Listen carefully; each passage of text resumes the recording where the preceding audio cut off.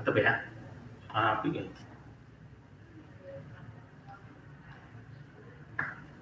Assalamualaikum warahmatullahi wabarakatuh.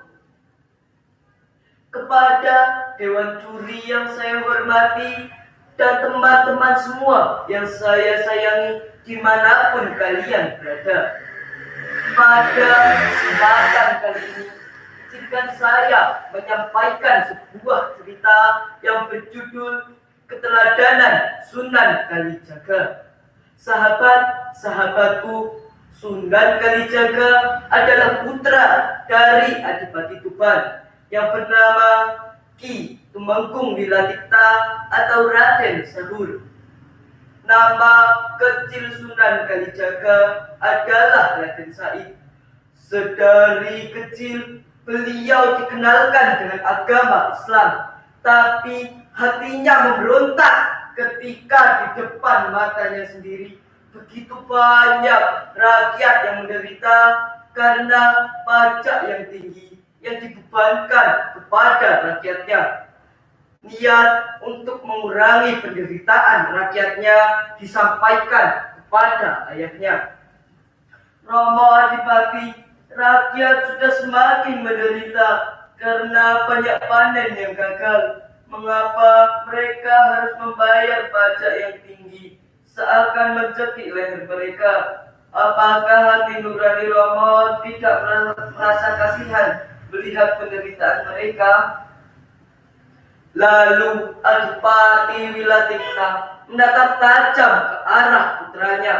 Sesaat kemudian beliau menghela nafas panjang dan berkata, "Said putraku, Majapahit membutuhkan dana yang besar untuk melangsungkan pemerintahannya. Apalagi Romo hanyalah bawahan Sang Prabu. Apalah dayaku menolak tugas yang dibebankan kepadaku."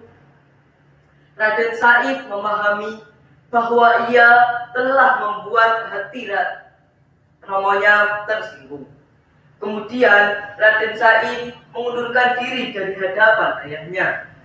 Ya, Raden Said tak perlu melanjutkan pertanyaan karena sudah tahu jawabannya. Majapahit memang sedang membutuhkan dana yang besar untuk menghadapi kekacauan akibat pemberontakan dan perang saudara.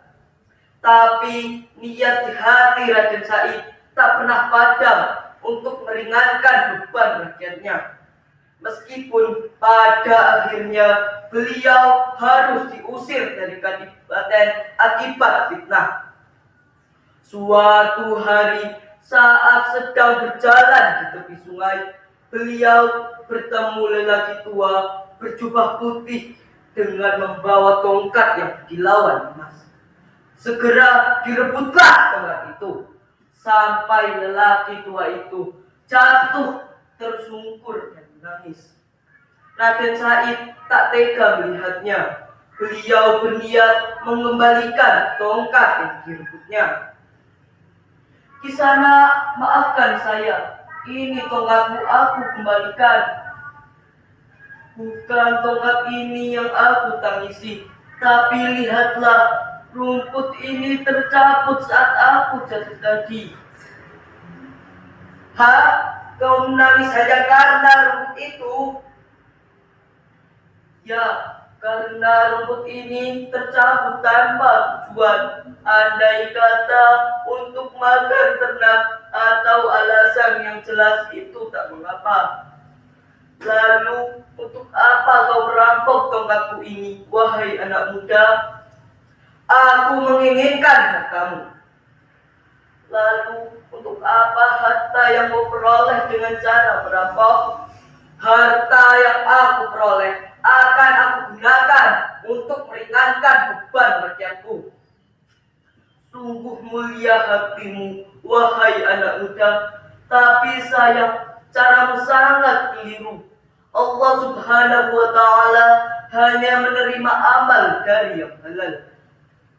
Sungguh kata-kata yang dia dengar membuat Raden Said tersadar bahwa perbuatannya selama ini tanpa berpikir panjang, Raden Said segera memohon pada lelaki tua itu untuk bersedia menjadikannya sebagai murid.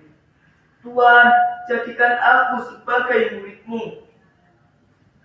Ya, aku bersedia menjadi gurumu, tapi dengan satu syarat. Lelaki tua itu segera menancapkan tongkatnya di tepi sungai.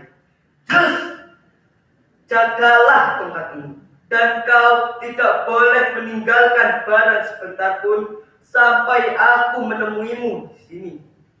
3 tahun tak terasa, gurunya menghampiri Raden Said. Tapi Raden Said tak bisa dibangunkan. Kemudian gurunya mengumandangkan azan. Allahu Akbar, Allahu Akbar. Setelah mendengar suara azan, Raden Said pun tersadar dan segera memberi hormat kepada gurunya. Setelah itu, Raden Said dikenal dengan nama Sunan Kalijaga, yang berarti menjaga tongkat gurunya di tepi sungai. Sunan Kalijaga melakukan dakwah dengan 3 pendekatan, yaitu momong, momor, dan momot. Media Sunan Kalijaga dalam dakwahnya yaitu dengan wayang. Salah satunya adalah tokoh Semar. 3 nasihat Sunan Kalijaga yang hingga saat ini masih populer. Ojo ngaku pinter, yen durung bisa goleki lupute awake dhewe. Ojo ngaku unggul, yen isih seneng ngasorake wong liya.